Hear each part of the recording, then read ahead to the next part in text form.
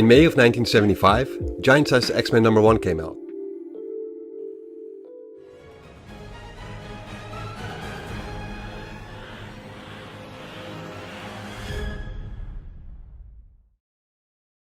Deadly Genesis, Chapter 1.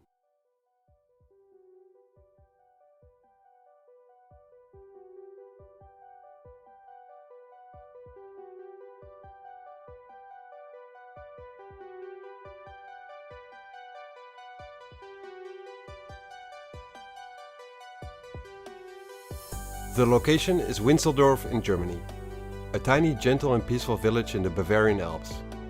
Hardly anything ever happens here to disturb the domestic tranquility. Until now. A lynch mob is formed in pursuit of a monster. At least, that's what they call him. However, in this case, it is they who are the monsters instead. Filled with prejudice and hatred for a being they do not understand. Kurt Wagner, the man they are chasing, would probably have been safer if he stayed with the carnival. But he does not want to spend his life as the carnival's freak anymore. He is done with it, and he would rather die as a man than hide away from civilization, even if it means they will kill him. He jumps onto the wall of a house and clings to it, scaling it until he is on top of the roof. Features like these, and his looks, strengthen the case of him being anything but human. The people chasing him are telling for the monster to come down, or they will burn him down, convinced that they've got him trapped now. He yells back at them, and it sounds like a beast howling, yelling that he has done nothing wrong. All it does is tempt the crowd to throw their burning torches at him, setting a part of the village ablaze. Kurt jumps down in the middle of the crowd. He's done with these people. All he wanted was to learn, but all he has learned from these people is blind and unreasonable violence. He will show these men that if that's all they have to offer, he has a thing or two to teach them as well. He howls as he tries to fight his way through the men, but there are just too many. They got him. One of the men calls out to bring in the stake, and so it is that they are about to plunge the stake right through his heart, and by doing so, rid themselves of this monster. But suddenly they hear a voice in their minds, telling them to stop, and everybody freezes, to Kurt's surprise. The man responsible for this introduces himself to Kurt as Charles Xavier. Kurt asks him why he's done this. Charles tells him that he heard Kurt say that he wanted to learn and he himself is a teacher. He tells him he runs a school for gifted youngsters, such as Kurt himself. A school for mutants. Kurt has heard of the word mutant and Xavier tells him he is one. He tells him he can help him, find his true potential. Kurt asks him if Xavier can help him be normal, and Xavier in return asks Kurt if he truly wants to be normal, after having experienced tonight's misfortunes. Kurt says he probably doesn't, but he does want to be a whole Kurt Wagner, and he tells Xavier that if Xavier can make him that, he will go with him and have him as a teacher.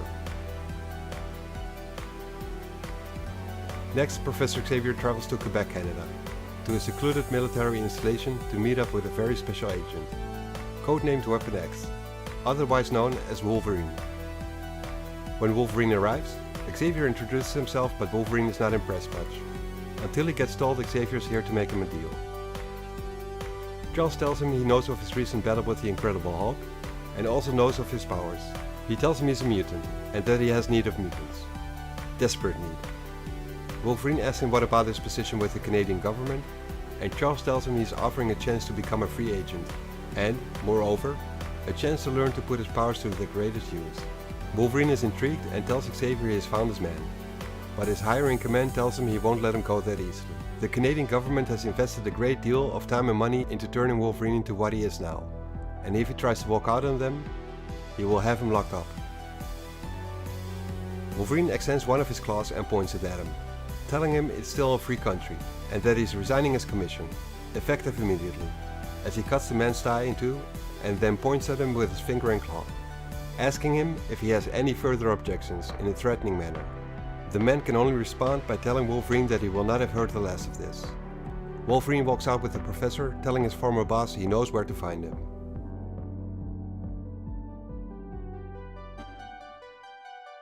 After that, the professor recruits an old friend in the form of Sean Cassidy, who is attending the Grand Ole Opry. Xavier has known the Banshee for a while and tells him what he needs his help for, and he will gladly help the professor out. Next up, Kenya in Africa, where a ceremony is taking place on a small hill. Men are walking up to a great stone portal in humility, and their voices are raised in praise and song, and prayerful supplication, begging the storm goddess Aurora to ease their burden. And then, accompanied by thunder and wind, she comes, asking what her children wish from her.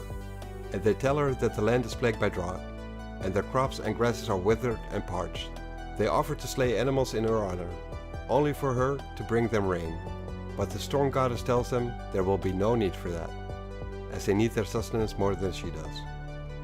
She will perform what they plead for. She summons her powers and her eyes grow dark, same as the sky above her. The winds come up and sweep her away from the hill, basking in the raw power of the elements, hers to control. She's truly happy here, and she makes the sky rain when she returns. She sees her happiness is shared by the men who begged her for this rainfall. She then hears a voice in her head. He compliments her on her impressive and beautiful display of her powers, but all she wants to know is who he is and what he's doing here in her land. He tells her his name is Xavier and that he has come to make her an offer. He hopes she will not refuse. She asks him what he could possibly offer a goddess. He tells her that where she now has a land of people that adore her, he offers her a world. A world filled with people that may fear or even hate her, but a people that need her nonetheless. He tells her that the world he offers is not beautiful, but it is for real. Far more real than the fantasy she's living here now. He tells Aurora she's not a goddess at all, but a mutant, and that she has responsibilities. He asks her to come with him and taste the world outside, a world she may come to find either bitter or sweet. Aurora looks at him and tells him he presents a peculiar argument, but she does sense a deep sincerity in his words, and she decides to come along with him, figuring that perhaps the time has come to leave the nest at last. Xavier then makes a trip to Osaka in Japan to meet up with an old acquaintance named Shiro Yoshida. Even though Shiro has no love for the Western world and tells Xavier he owes him nothing, he does realize that Xavier would not have come to him had he not needed his help. Shiro sees this as an opportunity to let the world once more hear from him as Sunfire, and he agrees to come along with Xavier. On the lands of a collective farm in Siberia, the people are satisfied. It has been a good year with a large agricultural output. One of the workers in the fields is being warned by another one of his colleagues. Pyotr Rasputin's sister is in danger. One of the tractors is making his way to his little sister. Peter runs towards her as fast as he can, without hesitation, and the adrenaline running through his body is having an astonishing effect. The air starts to crackle with energy around him, and his skin changes into a metal-like armor. He manages to put himself between his sister and the tractor and picks her up, but he can't get himself out of harm's way in time. He braces himself for impact as the tractor smashes into him, breaking down in bits and pieces. He wonders if his poor neighbors will be able to afford a new one, but that will have to be a worry for another day, because the remainder of this day will be filled with other problems. Suddenly he hears Xavier's voice in his head and he asks who it is. Xavier explains and asks him to come to America with him, because his powers are needed not just for the good of the Russian state, but for the good of the whole world. And Pyotr tells Xavier to come talk to his parents about him. He asks his father for advice, because he is happier as a farmer, but also acknowledges the wisdom in Xavier's words concerning teaching him to learn to deal with his mutant powers. His father tells him to follow his heart, and Pyotr says that his heart tells him to stay, but his conscience tells him otherwise. He says he must go and join Xavier, and his father agrees.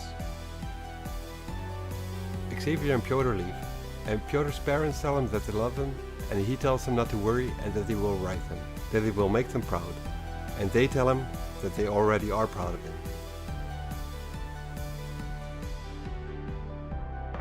Next we switch to Camp Verde, Arizona, to the reservation where John Proudstar has lived his whole life, but he doesn't like it there. He does not like to see the old members of his tribe slumped against his doorsteps, dreaming dreams of glory which is long gone. John is an Apache, and he is ashamed of the state his tribe is in. The Apache were meant to be hunters, warriors, not the sad-eyed simpering people they have become. They were meant to run free, with the wind blowing wildly through their hair. Nothing could stand before the Apache in earlier days, not even the bisons. Bisons used to fall before the Apache skill and Apache bravery, but never like this particular bison. Never in the way that John Proudstar is able to subdue it. He starts hearing Xavier's voice in his mind as well, who tells him he's been looking for a man just like John. Surprised by this, he turns around and sees Xavier sitting there in his wheelchair, asking him how a cripple managed to get here. He tells Xavier that he got 5 seconds to get out of here. He doesn't want company, and certainly not the company of a white man. Xavier tells him not to get nasty with him, because he's here to help John with fulfilling his dream of giving his people their pride back. He tells John that he's special, that he's a mutant and that he's needed. John tells him Xavier can stuff a cactus. He doesn't care if the white man needs his help. All they've done is give his people grief, and he tells Xavier to leave. Xavier then asks if he's really turning his back on him, after he offered him a chance to help the world and pours it on more by saying that then maybe what's being said of the Apache is true, that they are all frightened, selfish children. This triggers John in telling Xavier that he's not a coward, and just as good as the next guy, better even, and he will prove it to Xavier, who tells him he will have his chance. He promises him that, as he thinks himself whether John or any of his new X-Men are even up for the task at hand, or if they will carry the world down in ruin instead.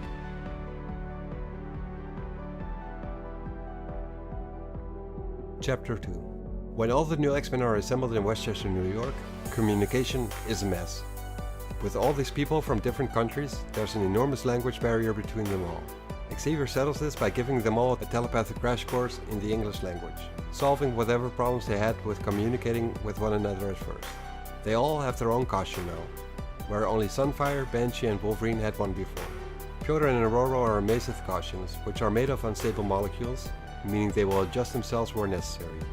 It's a technology Xavier obtained from a man called Reed Richards, someone who they are bound to meet at a later time, and his friends as well. Xavier wants to tell them there are more urgent matters at hand first, but gets interrupted by Shiro, who is getting impatient, and wants to know why they are all here. Xavier tells Shiro that it was not his intent to waste their time, but he was waiting on the arrival of someone who can explain the situation far better than he could. That's when they all get introduced to the man called Cyclops. Cyclops fills them in on the depressingly simple details. The original X-Men team has disappeared, and the new recruits are the only hope of getting them back. He asks them all to follow him so he can show them how and where it all began. He takes them to the device called Cerebro, which is their mutant detector. The same device with which Xavier found them all, and the same device through which Cyclops lost his closest friends. They were all in the mansion when the Cerebro started sounding an alarm louder than ever before. The Professor, joined by Angel, Iceman, Marvel Girl, Polaris, Havoc and Cyclops, all responded to it. Cerebro had detected a new mutant on the island of Krakoa in the South Pacific, a mutant so powerful it defied all classification. So Xavier sent Scott and the other X-Men out to quickly find the new mutant before anyone else could. They embarked on a mission using their specially designed Stratojet, heading headlong into an unknown confrontation. Aboard the plane, Marvel Girl says she wished they would have contacted the Beast. But Cyclops tells her that he graduated the X-Men, and if he doesn't have time for them anymore, that's his choice and his business. And that right now they have to worry about their own business. It was time to get serious, because they had arrived at the island of Krakoa. When they land on Krakoan soil, Iceman is still making jokes, even though Cyclops already told them while still on the jet to start getting serious. Cyclops says they have a difficult job ahead of them, and he wants everyone to focus on that. Angel adds that it might not just be a difficult job, but even an impossible one, since they have no idea what they're looking for. As they get ready to fan out and scout the area around them, they are getting attacked from behind, and Cyclops didn't even get to see what hit them. When he wakes up, he's back on the jet without knowing it, dealing with a massive headache and no idea where his friends and teammates are, or what happened to them. All he does is realize that he's not wearing his visor anymore, only to find out that his eyes have turned normal, or powerless. No more uncontrollable beams of concussive force blasting from them. He tries to fire his race, but he just can't seem to. He looks around and finds himself on the jet, unable to control it, as the autopilot has been turned on and jammed. So he can't return to the island anymore. He tries for several minutes to gain control over the aircraft and finally just gives in to the situation he's in. After a while, the jet is returned to Westchester, and Cyclops arrives home, yelling out for the Professor to tell him he's home. Both not happy at all with what happened to the other team members. Actually, not even knowing what happened to them at all. Scott tells the professor all he knows, which is that something on the island cured his eyes and put him back on the plane. But before he can finish his sentence, he asks the professor why he's looking at him the way he is. He tells Scott that his eyes are starting to glow, and that he should quickly get his protective lenses. All Scott can do is try and block his eyes, and hate the fact that the powers which have cursed him from his early teens are now back. Not only that, but they seem to have grown stronger than ever before. Xavier then modified one of his old visors, and left Scott behind to allow him to retrain himself in gaining control over his boosted eyeglass, while he himself went on trips around the globe to recruit the new X-Men.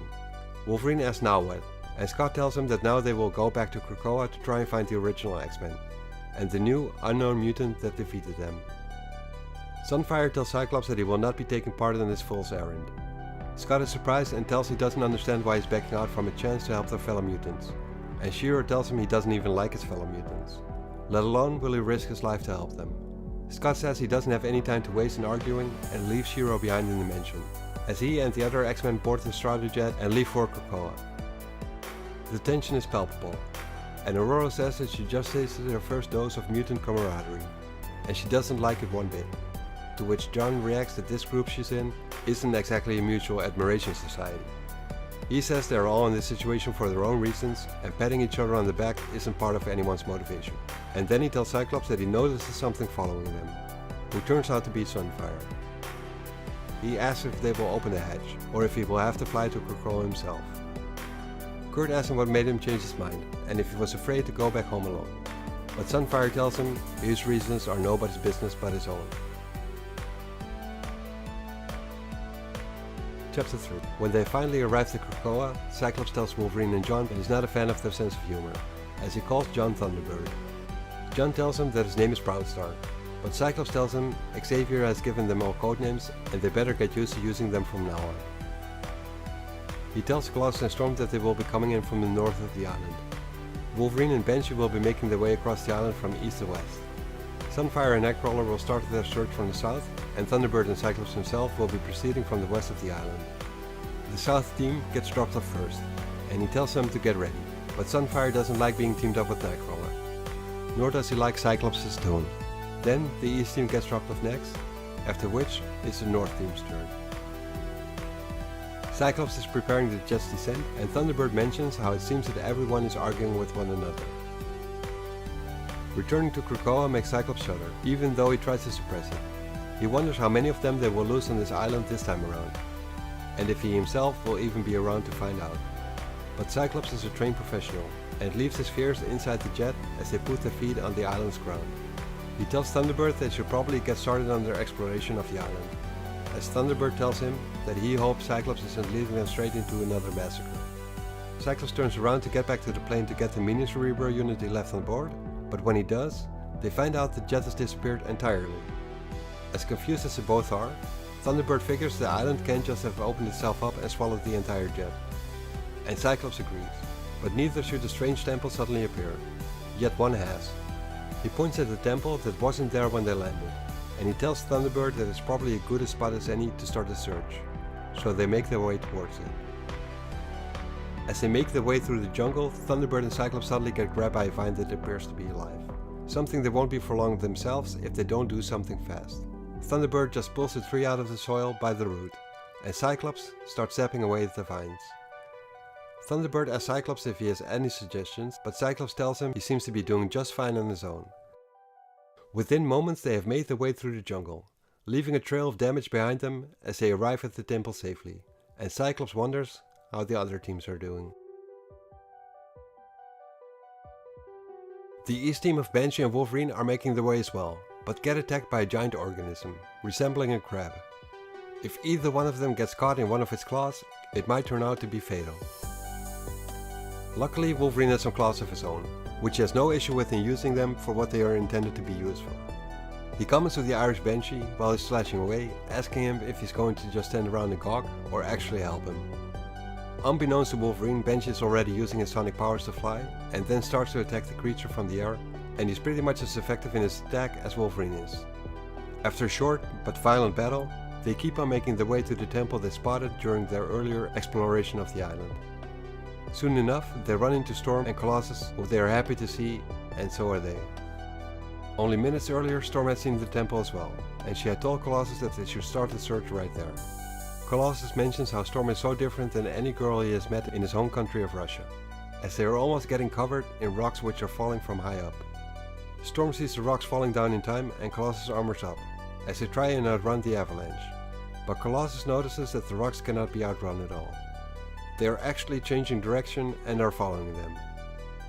Since he can no longer be hurt by the rocks in his organic metal form, he grabs a tree and defends Storm, who says there's no real need to protect her, because she has created a strong enough wind to carry the rocks right into the ocean, far away from the island.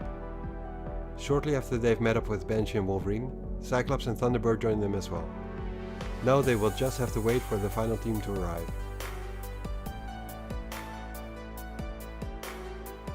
On the south side of the island, Nightcrawler and Sunfire are being attacked by birds, who seem to be keeping them away from the temple they are making their way to, or are trying to. Sunfire keeps calling Nightcrawler a misfit, and Nightcrawler makes a remark about how Sunfire's behavior is starting to make him believe that the mutant community is no more hospitable than the humans are. One of the birds tries to rake Nightcrawler with his talons, but he teleports out in time. Sunfire says that he has no need for power tricks such as his, and attacks the birds directly and deals with them until there are no more birds left. As they make their way towards the temple, Sunfire keeps up his nasty attitude towards Nightcrawler, and soon enough they join the other teams at the temple's entrance.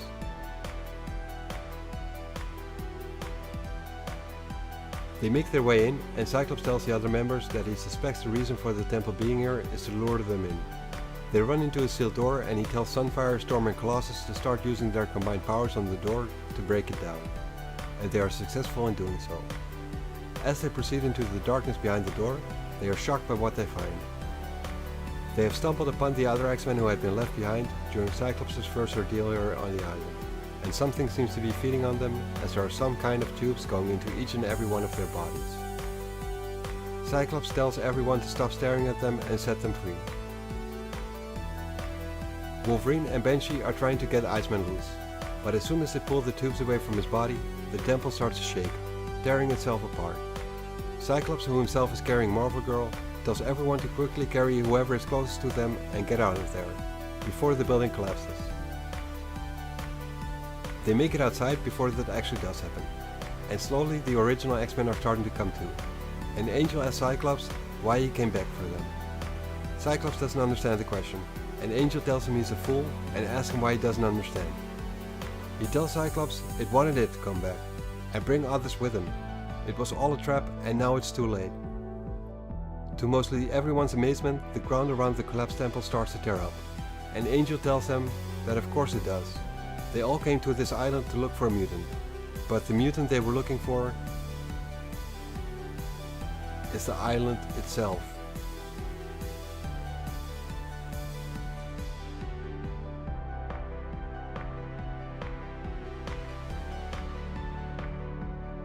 Chapter 4.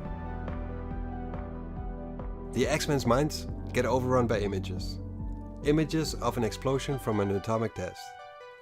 An explosion with unseen radiation which permeated every living organism on the island, until they grew linked and formed an intelligence, which gave the island a life of its own.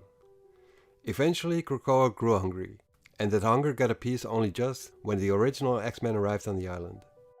Krakoa fed upon their mutant energies but still grew hungrier, which is why it released one X-Men and sent it out to find more food. And Cyclops did just that. Cyclops now realizes he had been used all along, and Krakoa says it not only used Cyclops, but Xavier as well, in a voice that only Xavier's mind could hear. Krakoa tells them that the time for explanation is now over, and that it's now time to feed, as he attacks them all. Cyclops tells him to scatter, but Wolverine has a better idea. He is out for Krakoa's blood. Banshee, Sunfire and Storm join Wolverine in the attack, but it seems of little use. Storm says that they have to keep trying though, so all of the X-Men, each and every one of them, attack Krakoa by unleashing their powers, resulting in a savage battle. The conflict goes on until suddenly Xavier contacts Cyclops telepathically and tells him to stop. Their approach is not the right one. He has been monitoring their attacks and he thinks he has found the right way to deal with Krakoa. He thinks he has found Krakoa's weak spot and fills him in on it. From halfway across the world, Xavier braces himself for the coming ordeal. He concentrates as he joins his X-Men in attacking Krakoa, but in a manner that none of them could. He fights Krakoa on a mental level, where the others attack the island physically. At Cyclops' command, Storm rises high above Krakoa, summoning a tempest full electronic fury and transmitting those energies towards Polaris, who uses her own magnetic powers to complete the circuit. Polaris screams out. Her physical limits are reached and even exceeded, but she tells Storm to not stop what she's doing, whatever it is. Her boyfriend Havoc tells his brother Cyclops to call it off. He can't bear seeing his girlfriend take this kind of punishment. He thinks it will kill her. He tells his brother that he can't sacrifice the world to save one woman, even if it's the woman that he loves. Havoc swears that he will do something to Cyclops if she ends up dying, but no one can hear what he said he will do to Cyclops because his voice is being cancelled out by the crackling roar of thunderous downpour that accompanies Storm's release of the full scope of her elemental powers. However, Banshee observes that Krakoa is only getting stronger from the water that is pouring down on him. Xavier did not expect this to happen, and Krakoa's mind suddenly grows a lot more forceful. He can't keep on assaulting Krakoa from afar as he has been and has to call it quits. He tells Cyclops that he's sorry, but they are on their own now. He cannot continue this anymore. Replenished by the rain, Krakoa has now gained the strength to destroy them all. But the X-Men won't stop. They can't stop.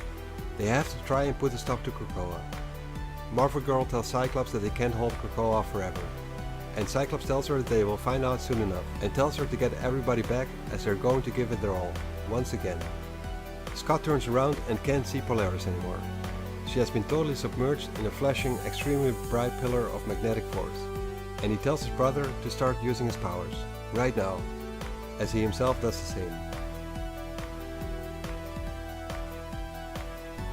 Polaris' magnetic powers erupt downward, all the way through the ocean, through the Earth's crust, and finally down to the very molten core of the planet itself, with near undescribable force, having an immediate and violent effect on Krakoa, who has not experienced anything like this ever before. The living island's mind starts to hurt, and it cannot retain its humanoid form anymore, asking for help. Xavier's plan seems to have worked. Cyclops tells everyone to leave now, since they only have several seconds to clear out.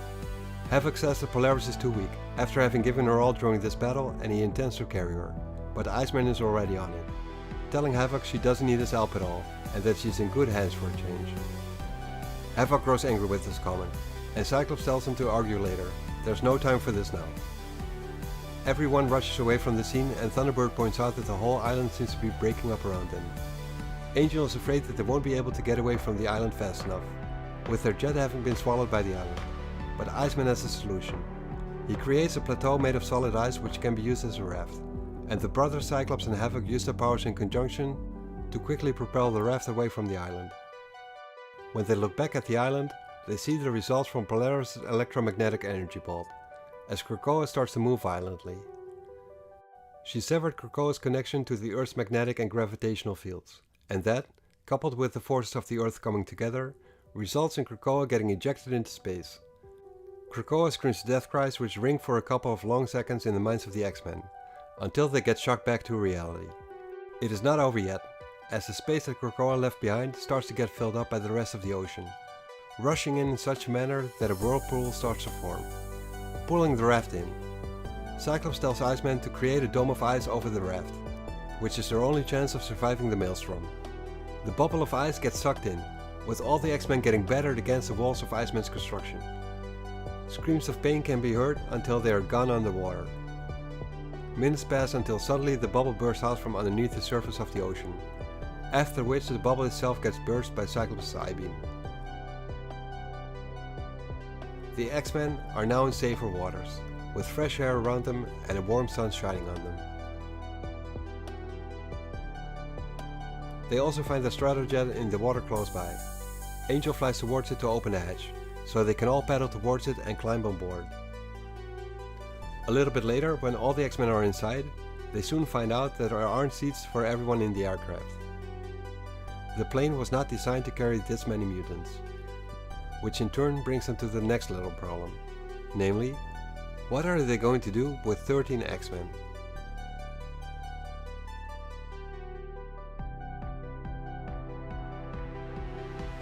Thanks for watching this video and I hope you enjoyed it. You can help growing this channel by hitting the like button and by subscribing if you haven't already subscribed. This tells YouTube that the videos I'm making should be recommended to others and would be very much appreciated. See you next episode. Hey, what's up everyone and welcome to today's video. This episode will guide you through the issues of the Uncanny X-Men published by Marvel Comics in 1975. Issue number 94.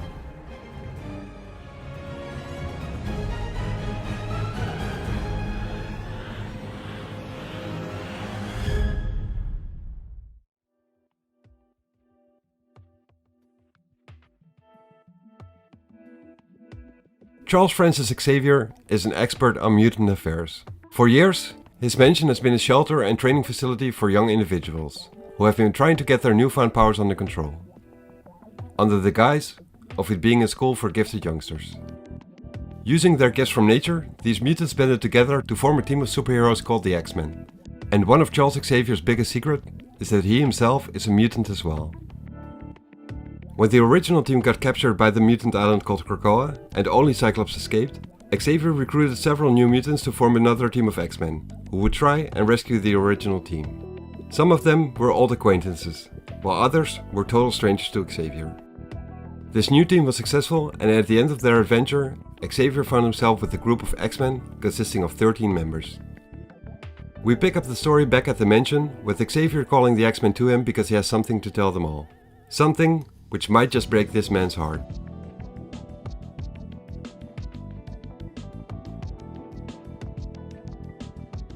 He starts off by telling both his new as well as his old X-Men that he is proud of them. During their battle against the living island Krakoa, they all performed brilliantly. But now, as he is planning on letting everyone know what his plans for the future are, he gets interrupted by Shiro Ishida, the Japanese mutant codenamed Sunfire. He immediately tells Xavier that he will not be staying around. Xavier doesn't understand and tells Shiro that he thought he agreed to join them. But Shiro corrects him by saying that he agreed to help him, and only just once. For Shiro, once was more than enough, and he then tells Xavier that his duty is to his country and to his emperor. He says that he cares nothing for the world Xavier has to offer him, and that he wants none of it. None of Xavier and none of his X-Men. Xavier says that he understands, and asks if the rest of the X-Men echo Shiro's sentiment. When he asks Nightcrawler, Thunderbird and Colossus directly, only Colossus responds by saying that he does not know. But before he can finish his sentence, Aurora Monroe, the African weather goddess known as Storm, tells Xavier that they have only been together for 2 days, and that 2 days are nothing. She continues by telling Xavier that she is intrigued by his offer, and that she will stay. Wolverine will stay as well, since he doesn't feel like sitting around at the military base in Canada, waiting for a mission to come up. Shiro leaves and bids Xavier and his pack of idealistic fools farewell, but not before he tells Xavier that if he ever needs his help again, he should not come to him and look for his help, because he will refuse to do so the next time around. Xavier then asks the Irishman Sean Cassidy, otherwise known as the Banshee, if he will stay. Sean tells Xavier that even though he likes it here, he is not gonna lie to himself. Xavier's X-Men are all young people and students, and he himself is a barely literate ex-police officer, and whether he likes it or not, there are some grey hairs among his blonde ones. He had a great time, but it's time for him to move on.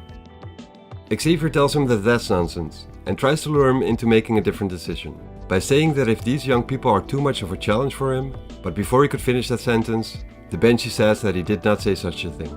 He has never refused a challenge. Cyclops asks that if he would stay, he wouldn't have to run anymore, because he'll be with friends, where he belongs. Those words seal the deal for Banshee, and he tells Xavier that he's found himself a new X-Men. As Xavier is happy to hear that, and all this is settled now, Warren Worthington has something to tell Xavier. The Angel tells Xavier it isn't settled at all, because all the old X-Men are leaving as well. They are pulling out. And this really shocks Xavier.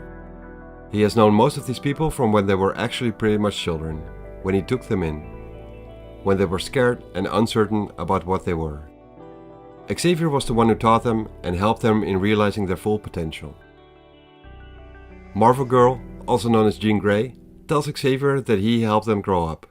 And that is just the thing. They are grown up now, and they are not children anymore. They have their own lives now, on their own. Wolverine tells Marvel Girl that if they really want to go that badly, then leave already. Just take off and spare the rest of them the soap opera. On hearing this, Bobby Drake, the mutant called Iceman, gets furious. He does not like Wolverine being so rude to Jean at all, and tells him that if he says one more word, he will do something to him. Cyclops steps in between the both of them and tells him to stop it. But Wolverine tells Bobby to go ahead and try and do whatever he wanted to do, as he pops his claws and tells him that he has never carved up an icicle before. Cyclops repeats himself, but this time more pressingly, and tells Wolverine that he is out of line. He tells Wolverine to put his claws away and to calm down, or he will have to deal with Scott himself. Wolverine tells him that is some big talk, but Scott responds by telling Wolverine that he'll be ready anytime Wolverine wants to try. Havoc then diverts everyone's attention by asking his brother Cyclops what he will do, whether he will leave along with the rest of the old X-Men team, or if he will stay. But Scott tells him that he hasn't made up his mind just yet.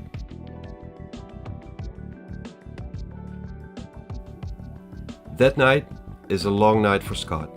He can't really sleep, but then again he doesn't really try. He is just walking around in the mansion, which has been a home for him for so many years. And while he's roaming around, he thinks, remembers, and curses. He has never been in control of his mutant ability of shooting energy blasts from his eyes, ever since they manifested. He either has to keep his eyes closed or wear a specially designed visor at all times, or they will be constantly blasting everything in sight.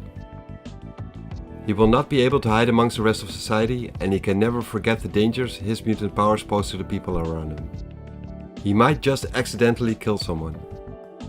He shouts out in frustration, and if anyone in the mansion actually heard him, they didn't show it, because the mansion remained quiet until the morning after.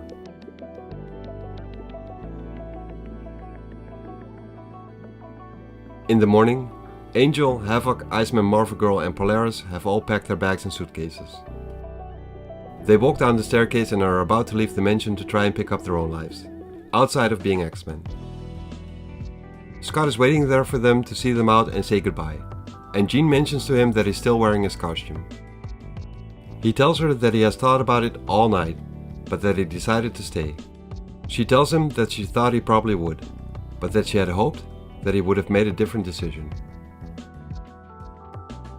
Scott then tells her that he is an X-Men pure and simple, and that this is his home and this is where he belongs. Jean tells him that maybe he does, but she no longer does. Scott tells her that he knows, and that this is a lousy situation. He says that he doesn't want to lose her, and he can't, and he tells her that he loves her.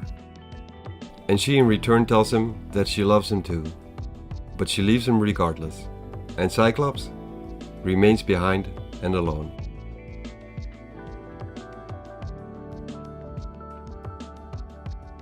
The rest of the X-Men stand outside and wish them farewell, as the car with the original X-Men inside leaves. Even though they have met only recently, they have fought together and have faced death together. This experience in itself has forged a special bond between them all. A bond that makes them comrades and even friends in a way. When the new X-Men make their way back inside, Cyclops is waiting for them at the door. He tells them that the show is over and that it's time for them to learn what being an X-Men is all about. He says that the first lesson will be on how to stay alive, and he shows them the danger room. When the door opens, all they see is an empty room inside. Cyclops tells them that this room will help them, train them, to make split decisions and help them gain better control over their skills. He tells them that the objective of this first exercise is to step inside the room and to make it out again on the other side of the room. John Proudstar, the Native American codenamed Thunderbird, tells him he's got to be kidding, walks inside and tells everyone he will see them at the exit. But he couldn't be more wrong. The room activates as he steps inside, and within seconds, Thunderbird is getting thrown out again. And so begin the training sessions for the all-new, all-different X-Men team. Not just on this day, but for the coming weeks after that. 6 hours per day, 5 days a week. Week in, week out, battle after battle. Until these new recruits start to wonder if there was ever a time when they were not fighting for their lives. And every time they start to falter, give in slightly, or think of giving up as a whole, the voice of Cyclops snaps back at them, in a harsh voice, angry, biting and merciless. He drills them as the leader of the team, trains them as soldiers. He is being hard on them, but even harder on himself. Until finally he has forged his 6 proud and unique individuals, loners and outcasts, into an actual team. Eventually, with them being pushed to and even beyond their human limits, the exhaustion begins to take its toll on both the students and their teacher. They are beginning to make mistakes, and in the case of John Proudstar, it is a nasty one. Even though Cyclops tries to warn him, he gets hit by one of the room's lasers. He gets burned and falls to the floor, and when Banshee wants to help him up, John tells him he doesn't need any help, in a condescending way. Not from Banshee and not from anybody. He tells Cyclops that he's fine, even though he can hardly stand, and Cyclops tells him that he's not fine at all. He tells Thunderbird that if this was an actual combat, and those lasers had been running on full power, he would have lost his leg. Cyclops tells him that he's being careless, and that his carelessness could get them all killed. John now tells Scott that he needs to lay off him, since he has been riding him since the day he got here. He then threatens Scott by telling him that if he won't, he will rearrange his face, and at that moment Xavier pops up in a telepathic projection, telling both men to stop this disgraceful display immediately, and tells John to report to the infirmary and for Scott to come to his office. Thunderbird is starting to rethink his actions, but falls back into a smart-ass passive-aggressive attitude towards Storm when he sees her looking at him. He asks her what she's looking at and if it bothers her working with a loser. She responds by telling him that she doesn't see a loser in this room, but only a man. We then switch over to the Rockies in Colorado State, to the mountain called Valhalla, named after the mythological home of the Norse gods. Those people who know it better call this mountain Death, however. It's the headquarters of the North American Air Defense Command, otherwise known as NORAD. And buried deep within the mountain, safe and secure from enemy attacks, is the NORAD War Room. The operational command of the most powerful war machine ever conceived by the human race. It is a place where even the most mundane of events can assume frightening significance. Point in case, a mail call for the employees stationed there. One of these employees by the name of Harris receives a package, even though he wasn't expecting anything. He opens the package and there is some device inside, with a button saying "Press me." He asks his colleagues if they're pulling a prank on him, but they seem to not know what's going on either. But then the box disappears and in its place appears a shimmering silver oval hole in the air. It's a rip in the fabric of time and space, and 5 creatures come storming out through this portal. 5 creatures from nightmares. 5 deadly mixtures of humans and animals, yet more the latter than the former. They immediately start to attack the unarmed humans inside the base, but one of them is able to phone in the intruder alert and request for every available man to hurry themselves down there. Within minutes the entire complex is mobilized and all the troops are on the move. An air police officer makes sure that every soldier knows that this isn't a drill and tells them to hurry up. When they arrive on the scene, they tell the freaky looking creatures to freeze, telling them that if they make one wrong move, they'll end up dead. The creature called Gord is not impressed by the threat these men pose and makes his move. The others soon follow his lead and within seconds, all of these armed soldiers are dealt with effectively. Once the battle is done, they get complimented by the Lord and Master, who turns out to be none other than Count Nefaria, an old enemy of both the Avengers and the original X-Men team. He had sent out these Any-Men to take control of the War Room, and once successful, from there, he could release an anesthetic gas through the rest of the base, disabling the remaining soldiers. And by doing this, the 6 of them are the only ones still conscious inside the base, leaving Count Nefaria triumphant, and thereby he holds the fate of the entire world in his hands. He had been thought defeated and destroyed months ago, when his assault on Washington failed, but they were all wrong. He actually escaped from prison and called in some old debts and used science to create even stronger allies than he already had.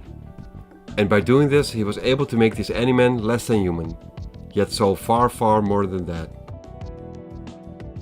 By way of them taking control of this war room, they now control not simply one city, but the entire world.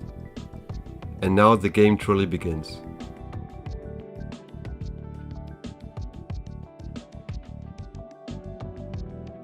Scott Summers is not one to play games. He gave up on playing games a long time ago, on the day he became the leader of the X-Men. And that decision has cost him over the years. So much so that he sometimes wonders if the job is even worth the grief. While he's sitting and thinking, he gets interrupted by Kurt Wagner, the X-Men codenamed Nightcrawler, who enters the room and apologizes. He did not mean to intrude, but Scott tells him that it's fine and he was only just thinking. He asks Kurt what he can do for him, and Kurt tells him that he actually was wondering if there was anything he could do for Scott rather. He had noticed something and asked Scott if the argument with Thunderbird had upset him, and it had. Scott then tells him that they were both being careless, and Scott felt responsible for that, where Thunderbird was the one ending up taking all the lumps. But he cannot finish his entire sentence and thoughts, because they get hailed by Professor Xavier telepathically again. He tells them they will have to report to the briefing room, because something important has come up. Scott tells him that they will be on their way there.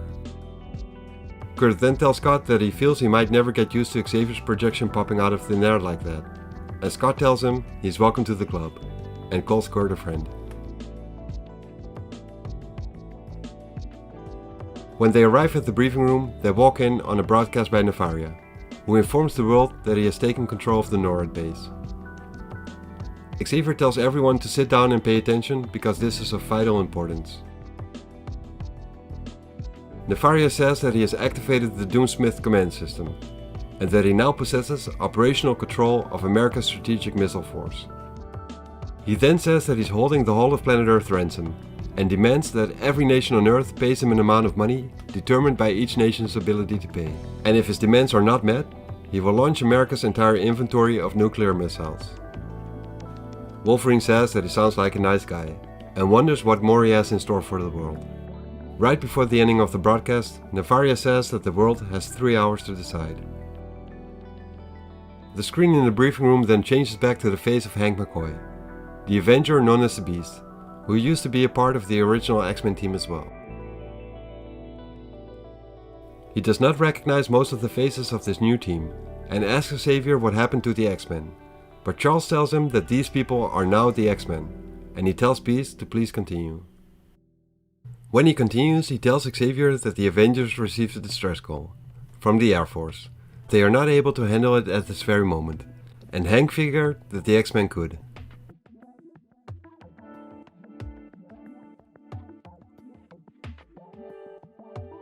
Cyclops immediately tells the X-Men to get inside the plane so they can be on their way, and he tells Thunderbird that he will stay behind because he's injured.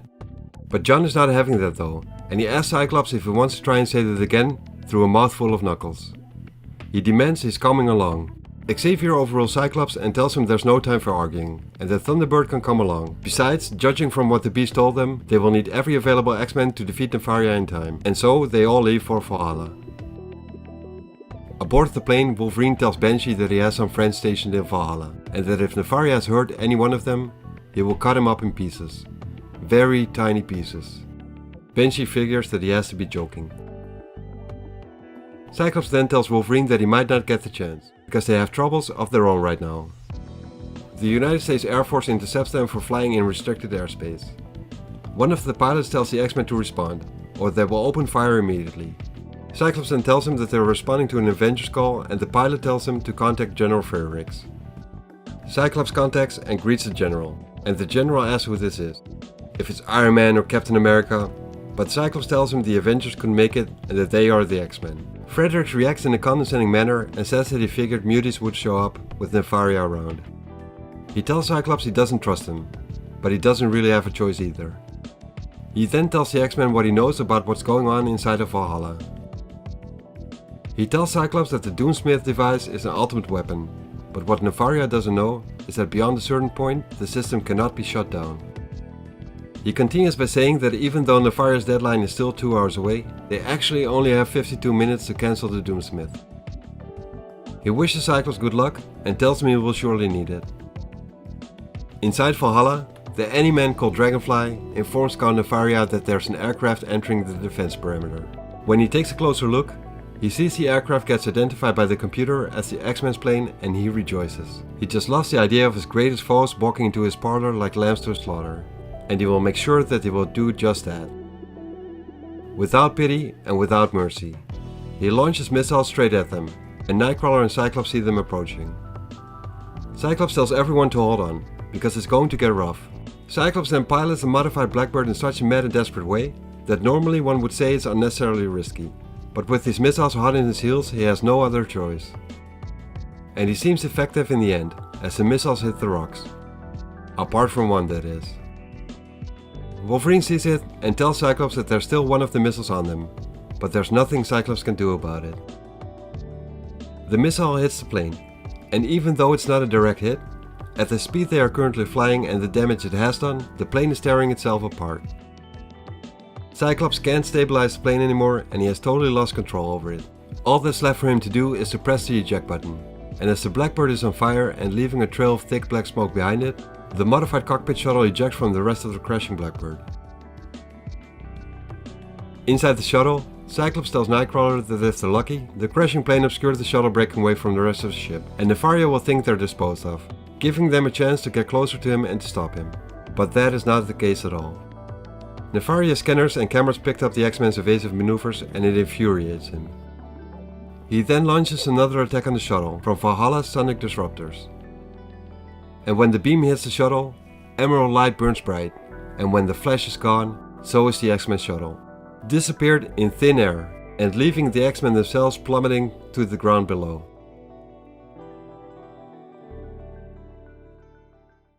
Issue number 95.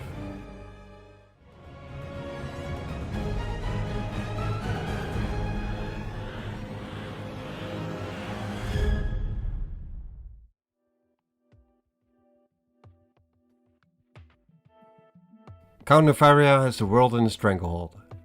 If all the nations don't pay up, he will unleash the full fury of NORAD's nuclear arsenal. The newly formed X-Men went out on a mission to try and stop him, but before they could reach him, Count Nefaria and his mutant-hating Any-Men were onto them and destroyed their modified Blackbird by firing missiles at them from the NORAD base. And in a few seconds, they will all be dead as they are flying through the air and are falling to their deaths. Their leader, Cyclops, is trying to think of a way to save them all. Everything that has happened in the past couple of minutes flashes through his mind. From the call they had received from his former teammate the Beast, informing them about Count Nefaria's plans, to how they rushed out to the NORAD base. But when they arrived there, they got shot out of the sky twice by Nefaria, leaving them in their current predicament. He then tells Storm and the Banshee to listen up, and tells them to grab a pair of X-Men and head for the ground. He then tells Nightcrawler to teleport to the ground as well, but Kurt tells him that yes he can teleport, but he will be squashed immediately, due to the loss of conservation of energy, meaning that he will materialize with the same velocity he started with before teleporting. Storm tells Kurt to not worry about it, because she can easily carry him and Colossus at the same time. Colossus in turn tells her that he can get down on his own and that she should grab Wolverine instead. Storm tells Colossus to not be a fool, but Cyclops tells Storm that there's no time to argue and to get going. Banshee grabs Thunderbird, but has to tell Cyclops that he can't carry the both of them, and that he will have to come back for him. Cyclops tells him to not take too long about it, as he is left behind falling to his death all alone. Colossus is the first one to land because of gravity and his immense weight, but it's not a subtle landing at all. When the dust settles, he's nowhere to be seen, and Banshee fears that he might have killed himself. As Storm lands and brings Wolverine and Nightcrawler to the ground, Wolverine calls Colossus a nut, and Storm calls out for Colossus, asking if he's alright. But he tells them that he is doing fine and asks what took them all so long. Time though is running out for Cyclops, as he's getting close to the ground below and he starts to break a sweat. Realizing that this might be it, he never figured it would end for him like this. But it doesn't though, as Banshee is able to grab him and pull him up right before he crashes. Banshee then jokes around a bit, but Cyclops tells him to get serious because they have work to do, getting straight back to the task at hand. He tells his team of X-Men that they have less than 1 hour to get inside the base and deactivate the Doomsmith system, before it fires the full United States strategic arsenal. Thunderbird asks Cyclops how he plans on getting inside while calling him One Eye. and Cyclops tells him that he has a way to get inside alright, and tells him to not call him One Eye anymore but use his actual codename. He then tells Nightcrawler to teleport ahead and look for one of the server's access hatches, from which the missiles get fired. And Kurt tells him it's as good as done, and teleports away, leaving behind smoke and the stench of brimstone as he does. He materializes again inside the base, in the maintenance tunnel, and as he wonders how he will be able to find the missile base Cyclops spoke of, he gets attacked from behind by the frogman of the Animan, also known as Croaker, who tells him he should be worrying about staying alive instead. Surprised at Nightcrawler still being conscious after his attack, he attacks him again, saying that Nefaria wants them all dead. Kurt is able to jump out of the way and tells him that if that's what Nefaria wants, his agents will have to do a better job at it. Kurt tells him he doesn't want to hurt him and keeps calling him a frog. Croaker is getting angry because of that, saying that he doesn't need any help stomping Kurt into the ground. Kurt teleports away, to the Animan's surprise, and appears right behind him, taps on his shoulder and punches him out cold. Kurt then continues his search for his teammates and drags Croaker along with him, planning to interrogate him later. Nefaria is watching all this unfold on the security cameras and curses Croaker for attacking Nightcrawler by himself. He should have called in for help instead. The Catman tells Nefaria to not worry about it, since the rest of them can take Nightcrawler out easily. But Nefaria tells him to leave Nightcrawler be because he has other surprises in store for the X-Men. With only 43 minutes left, Nightcrawler has found the missile base Cyclops told him to look for. As Nightcrawler is focusing on the manual override controls, the Frogman escapes. But Kurt manages to open up the hatch and let the other X-Men inside the base. Nightcrawler informs Cyclops about his former prisoner, the Talking Frogman, getting away. But Cyclops says that they can't do anything about that now anymore. They all make mistakes and they had better focus on getting to the command post right now. While they are on their way, Banshee asks Cyclops if it's just him or if it's really getting stuffy inside. John tells Scott that Sean has a point, because he's starting to feel woozy as well. And then, before they can properly react, a certain kind of gas envelops them, choking, blistering and blinding them, tearing at their skin like some kind of acid. Tearing at their minds as well, but it will all be over soon enough. Unless they can still do something about it. Cyclops then tells the X-Men to smash their way through the wall and into the next tunnel. Their combined powers are too much for the complex sturdiness. It was designed to withstand anything. A nuclear war, biological holocaust, even an impact from a meteor. But the architects did not include the combined power of the X-Men in their designs. As they have made their way through to the next tunnel, the countdown timer is down to 35 minutes. They now see soldiers coming at them, and they do not look friendly at all. They immediately start firing their rifles and Colossus steps in the way, telling his teammates to get behind him, as he's shielding them from the bullets with his armored body. With the bullets coming at them from the front and the gas catching up to them from behind, the X-Men find themselves between a rock and a hard place. Cyclops tells his team that he does not want them to hurt the soldiers. They seem to have been hypnotized and are not responsible for their attack. Following Cyclops' orders, Storm starts to use her powers and flushes the soldiers out, by conjuring up a heavy rainstorm which creates a flood all the way down the lengthy corridor. It totally clears out all of the soldiers, and they are no longer an obstacle for the X-Men. But this tactic did not rid them of the threat of the Animan. The Ape-Man and the Catman are attacking them from above, with Gord jumping on top of Thunderbird and throwing him towards Banshee. John tries to warn Banshee of what's happening, but it's too late. Two of the X-Men easily taken care of. The other Animan attack and Nightcrawler instantly recognizes Frogman. He tells Cyclops that this is the enemy he fought before. Cyclops knows that they don't have any time to be gentle with them, and tells the rest of the X-Men to take them down and take them down hard. This is easier said than done though, because even though the fight is equal in numbers, the Animan have not been gassed unlike the X-Men have been, and are eager for the kill, whereas the X-Men are not. Basically, the X-Men find themselves weakened, fatigued, and are surprised by the sheer ferocity of the ambush. It all takes a deadly toll and the battle quickly goes against the X-Men.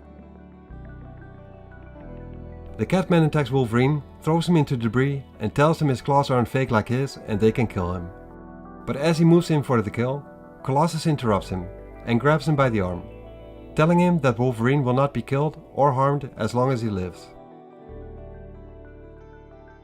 He returns the favor and quickly smashes the Catman into debris and electronic devices instead.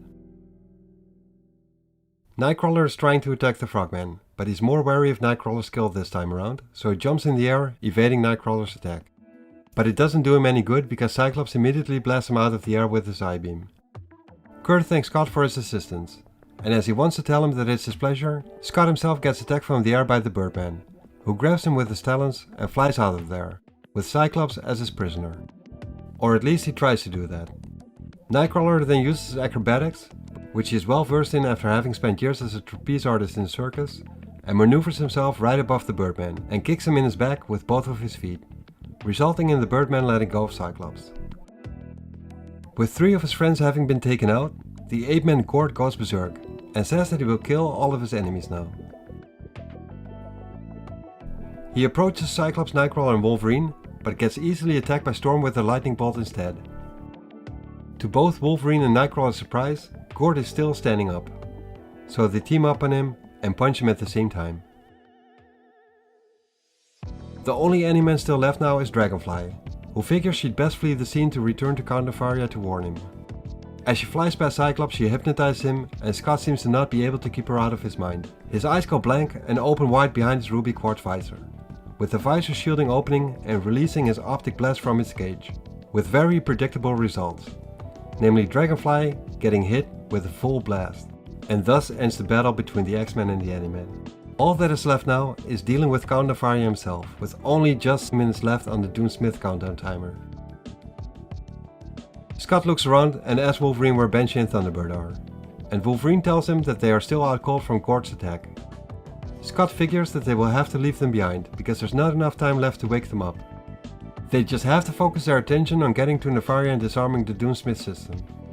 They make their way through the rest of the base, but the place is huge. By the time they've made their way through all the corridors and arrive at the control room, there are only 9 minutes left on the Doomsmith self-destruct circuit. There is no way they'll be able to shut it off in time. In the meantime, Sean and John have woken up to quiet the mess and the knocked out bodies of the Animan. They look around and figure their teammates must have gone through quite the battle. Somewhere else in the mountain, in Valhalla's hangar levels, Nefaria is making his way to one of the fighter planes, knowing that the X-Men will not be able to enjoy the victory with their deaths looming overhead. Once the self-destruct timer is run out, this mountain and everyone still in it will be blown to bits and pieces, and Nefaria himself will be long gone. But not if the Banshee and Thunderbird can stop him. As Nefaria lifts off, he tells the mutants who are chasing him that they can't stop him. Thunderbird knows that if Nefaria manages to leave, there's nothing inside this base to stop him. In a desperate attempt, he runs and tries to jump on the plane, and he is successful in doing so. Sean tells him to not do this, asking him if he's gone insane, but John is not backing down. He's going to stop Count Nefaria, whatever it takes.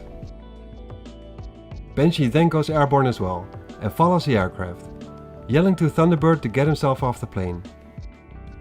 Sean can easily take out the plane by unleashing a sonic scream, but before he does, John will have to get off the plane.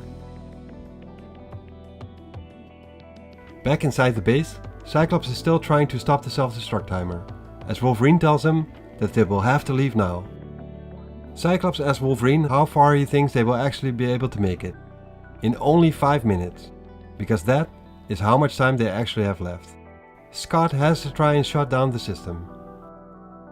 But then he gets interrupted by a telepathic projection of an angry Xavier, asking Cyclops what he thinks he's doing. Scott wants to tell him about the self-destruct sequence, but Xavier tells him that the Doomsmith device is totally out of commission.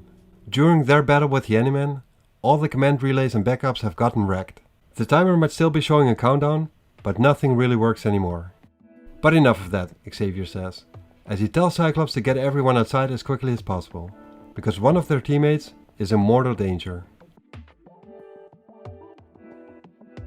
They rush out as fast as they can, but the situation outside is escalating. Thunderbird has now smashed the cockpit, and Nefaria tells John that he's a madman, and that his actions will kill them both. Xavier telepathically contacts John and tells him to get off the plane now, before it's too late. But John tells Xavier to butt out and calls him a baldy. He tells Xavier that he's done with taking orders.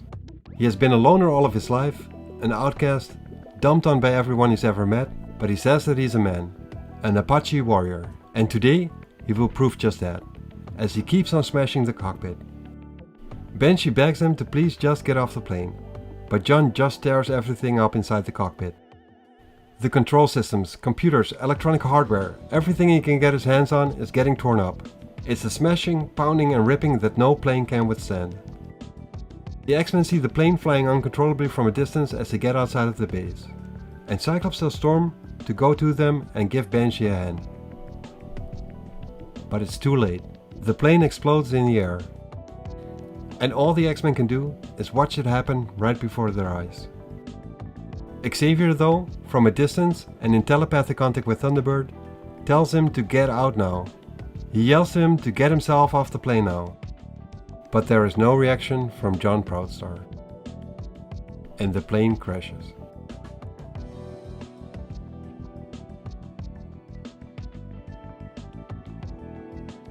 And Xavier experiences everything that John felt, as he perished in the following explosions right after the plane crashed.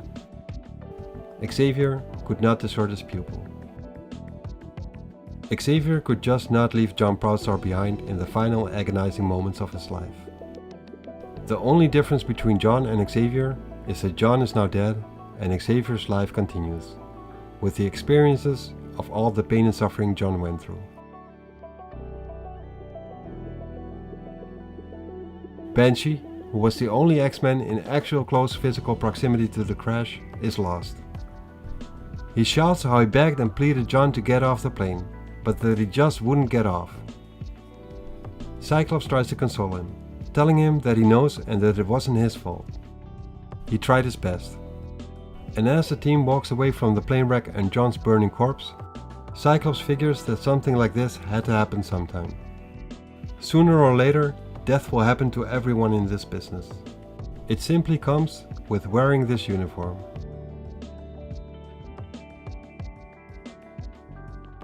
With this issue being the final one of this year. Issue number 96.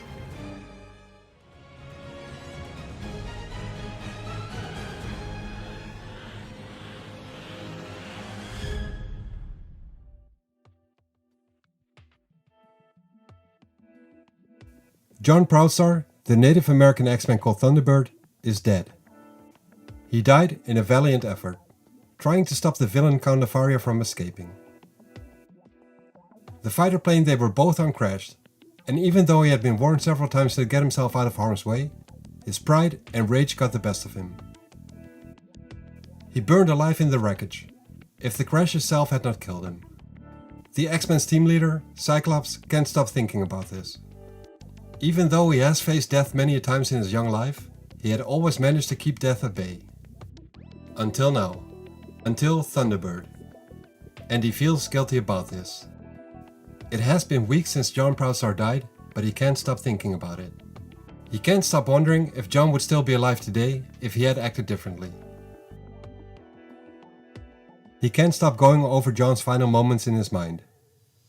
How he kept smashing the cockpit, trying to prove a point. How Banshee tried to make him get off the plane.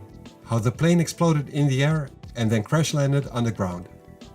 A crash landing John Proudstar did not walk away from.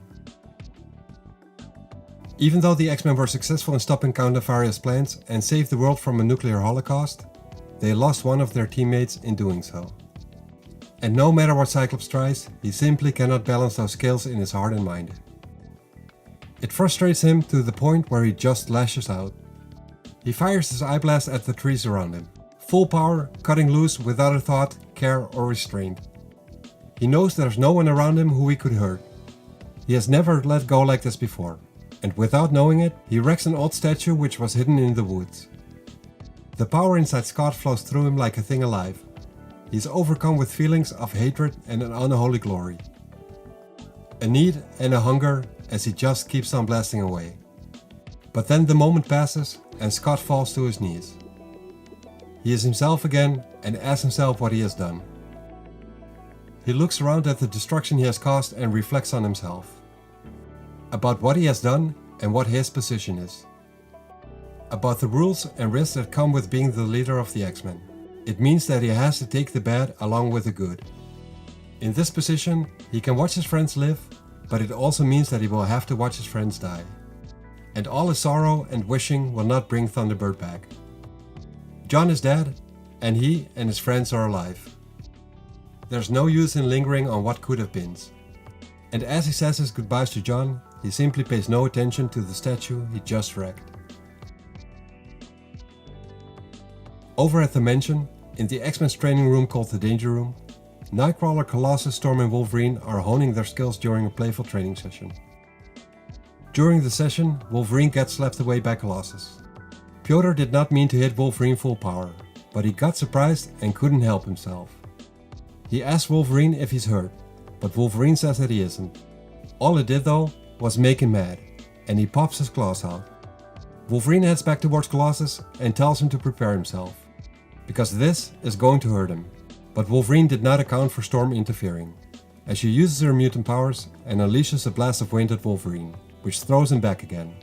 Nightcrawler cannot help laughing at that, and Wolverine tells him that he does not like being laughed at. By no one.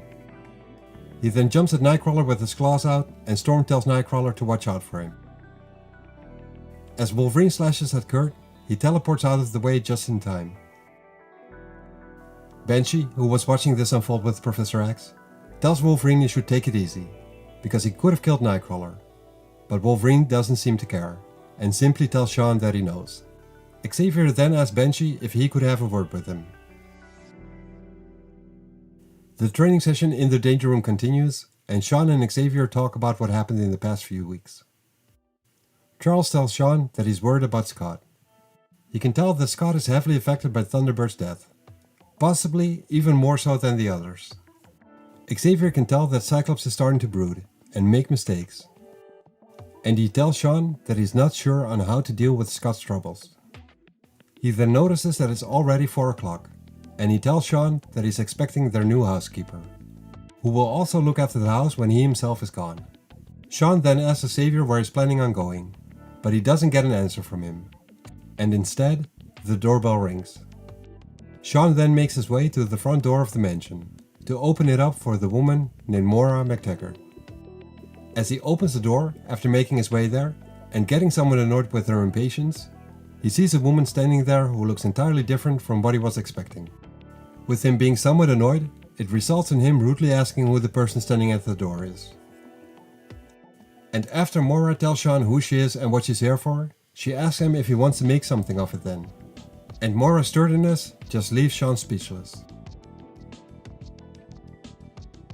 We then move more upstate to the Adirondack Mountains, where, deep within, a meeting takes place between Dr. Stephen Lang and Colonel Michael Rossi.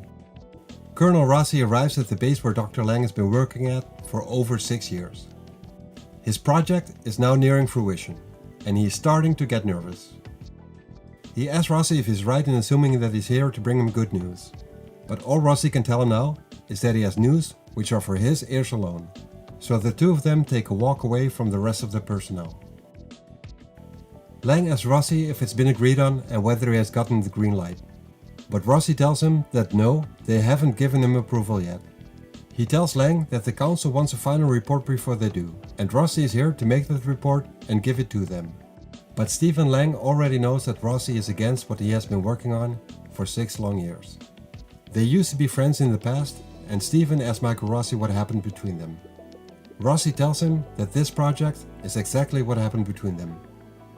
6 years of his life, and billions of dollars illegally appropriated. And for what? He then asks Stephen.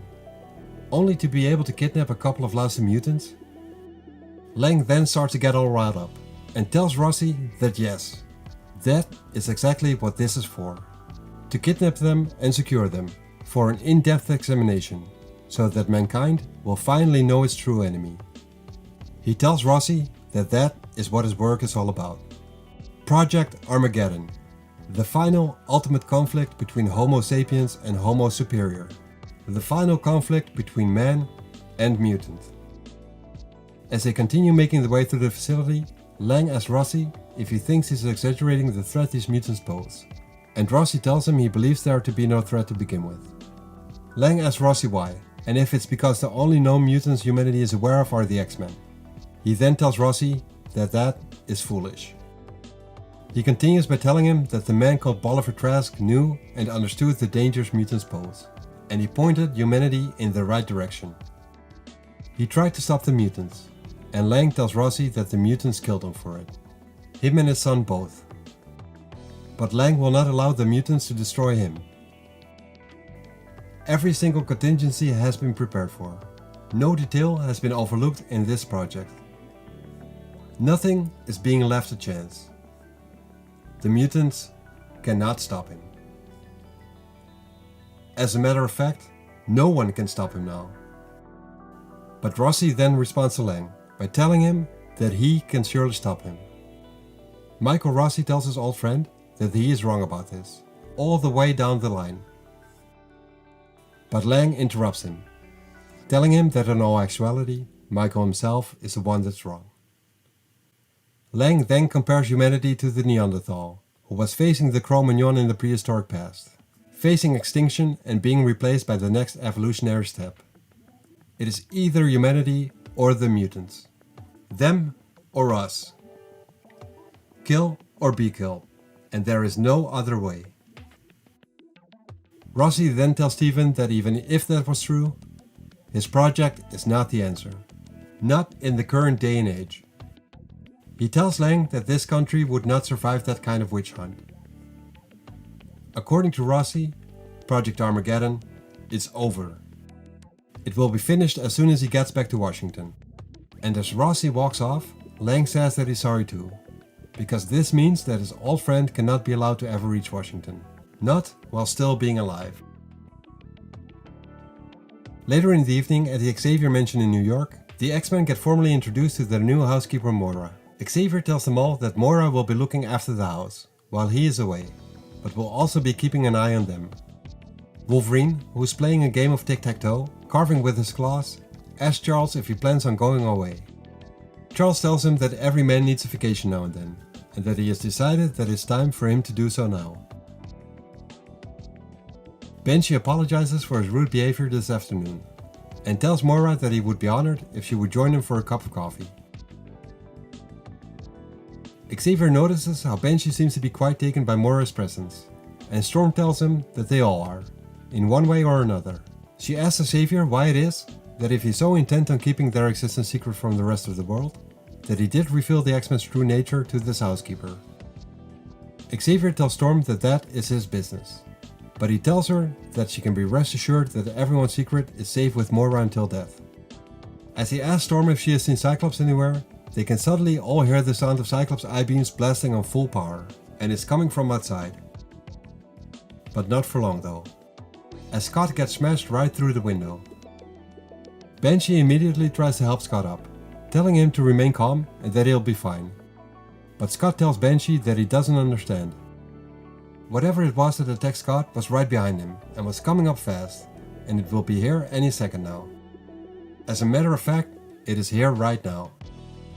The X-Men are all shocked to see what it was that attacked Cyclops, shocked to hear the growl of a demonic looking figure, which introduces itself as Kirok the Damned. And it has come for them, for their lives and for their very souls. As it approaches Cyclops again, it says that he has come for him, since he is the one who has awakened this demon before its time. Xavier tells the X-Men to scatter and attack the demon as a team. The demon figures that Xavier is their leader, and wants to attack him now instead, but Storm steps up, right between the two of them. Xavier tells Storm to not do this though. He tells her that his mental powers will protect him, that he is in no danger, unlike her. He tells her to get out of here now, because she is no match for Kirok on her own. As she tries to flee, Kirok strikes her with his claws, and she falls to the ground. Kirok tells her that her death will be a quick one, and that she should thank him for his kindness. Colossus then steps in between the two of them and tells Kirok that Storm will not do such a thing.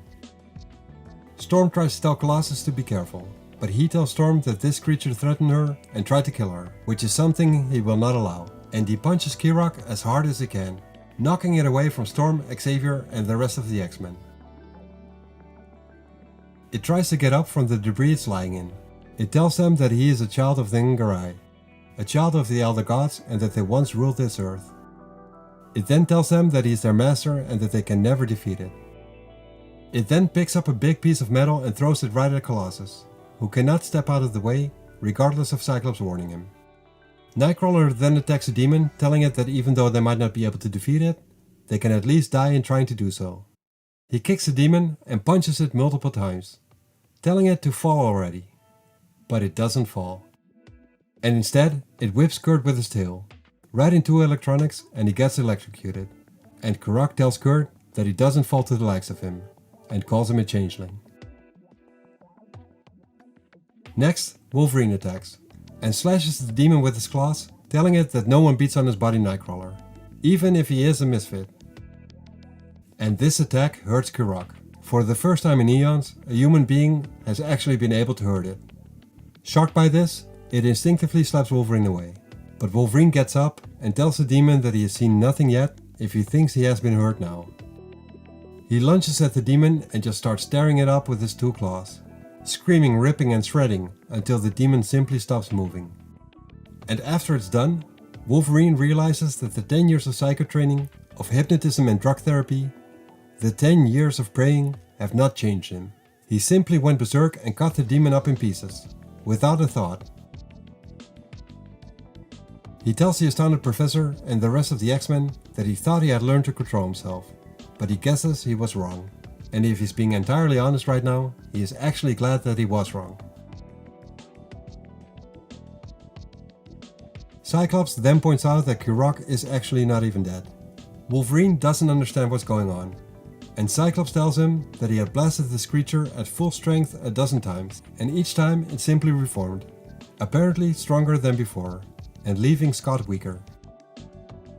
Xavier then tells them that they all actually look weaker than before, as if the demon Karak is leeching their life forces from them. He says that the demon must be the key to this battle and their salvation, and that he will try to mind probe it, before it's managed to fully recover from Wolverine's assault. But Cyclops does not want him to do so, because he thinks it's way too dangerous for Xavier to enter this demon's mind. But it's too late already. Xavier is already deep inside Karak's mind, deep inside the hell which is the mind of the Shatterer of Souls. Xavier is being swept away in a flood of alien images, having no control over the journey, until he actually becomes Karak for the smallest of moments. And in that moment, Charles Xavier screams out in agony. On the physical plane, Karak is recovered, and Banshee attacks him with a sonic scream, warning everyone about Karak and telling them to get Xavier to safety, because Shaw knows that his own powers won't be able to halt Karak for long. Moira barges in the room. She had apparently left to get herself an automatic rifle from the armory, and she starts firing it at the demon. Sean picks her up to carry her out of harm's way. He compliments her and thinks that she's very brave, but he doesn't want her to be there, so he drops her off away from the demon and goes back to attacking it again. Storm tells Cyclops that the professor is coming too, even though he's still lying on the floor, mumbling that what he saw was something that no man should have ever seen. He asks Scott how they're doing in the battle against the demon, and Scott tells him they are not doing well. They are barely holding their own. And as Cyclops is about to finish his thoughts, Xavier interrupts him by saying that they cannot defeat Karak in hand-to-hand combat. They will have to destroy him at the source instead. The source, which is the Kern which Xavier saw in the demon's mind. And he tells Storm that she will have to seal the Kern, and he will guide her to its location. But she will have to hurry, or they will all be doomed. As Storm makes her way outside and towards the location of the cairn, she enjoys the feeling of freedom which accompanies the feeling of the night wind caressing her bare skin. Free from all the cages that mankind built to lock himself into. Free and happy and alive. But that moment only lasts momentarily, as she has arrived at the place Xavier told her to go to the place where the cairn is located, and she can sense the evil right there at that place. An ancient and monstrous evil. It will be Aurora's pleasure to destroy this portal of wickedness. But sadly, one of the demons surrounding the cairn strikes her. A phantom spear pierces her, and there's a lash of blinding agony going down Storm's back. She can feel a coldness coming from the spear, and she just knows that if she would get struck again, she'd be dead. She tries to make sense of what these creatures are. She can tell they aren't real, but merely creatures of light and smoke. Demon spawn created by the Kern and then in Garai. Storm knows that she has to act now. She has to make sure that she will not fall prey to these demonic creations, and she starts using her powers. And as she does so, she rids herself of the demons which were crowding her. She then sees an energy bolt coming straight at her from the Kern, but she's not able to get out of the way in time, and she gets hit by it. She can feel her mind starting to get fuzzy, and she's starting to lose grip of reality, not being able to concentrate anymore. She notices she's being pulled into the Kern, getting pulled into the darkness. And while she's trying to struggle her way out of the darkness, her mind is overcome by images of her youth. Images of her and her mother in Egypt, and of the both of them having been buried under the debris of a building. She starts to panic and uses all of her powers to free herself of the demons once more, and of the darkness which was surrounding her. She must and shall be free. And she then totally destroys what was left of the Kern. And because of her doing so, 30 miles removed, the demon in the mansion screams, and simply ceases to exist and turns to dust, much to the surprise of the X-Men, leaving them to wonder as to where the demon originated from and why it was attacking them. Xavier doesn't know either, but he figures that Storm must have been successful in her mission. Xavier thinks that he will probably never know the exact purpose of Karak and the rest of the Ngarai, other than them wanting to rule mankind as they had done in the past. And he fears that chances are they have not heard the less of their kind. And as Storm returns to the rest of her teammates and the mansion she lives in, just outside Red Hook, New York, only a couple of miles removed from the X-Men, there is a fire burning. A plane has just crash landed here. Not only is the crash so bad that every man aboard died, but one specific passenger was on a very important mission. One Colonel Michael Rossi died aboard this plane, taking what he had learned to his grave. And there is nothing his major, who came to the scene, can do about it. And another man, who watches the scene unfold in his command module, just laughs.